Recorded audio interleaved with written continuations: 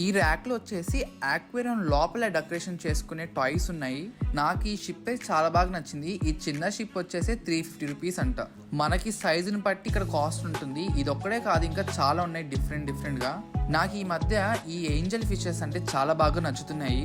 కొన్ని gold fishes కూడా తీసుకున్నాను. నాకు ఏ ఫిషెస్ అయితే నచ్చినాయో, ఏవైతే కొన్నానో అవే మీకు చూపిస్తున్నాను. అన్ని ఫిషెస్ పేరు తీసుకున్నాను, కానీ ఇది ఒక్కటి మాత్రం సింగిల్ గా తీసుకున్నాను. చాలా యాక్టివ్ గా పరిగెడతా ఉంది. ఈ రోజు షాప్ కీపరు ఈ రోజు స్టాక్ లేవు అని చెప్పారు, కానీ నాకు నచ్చినవి ఉన్న వాటిలో కొన్ని తీసుకున్నాను.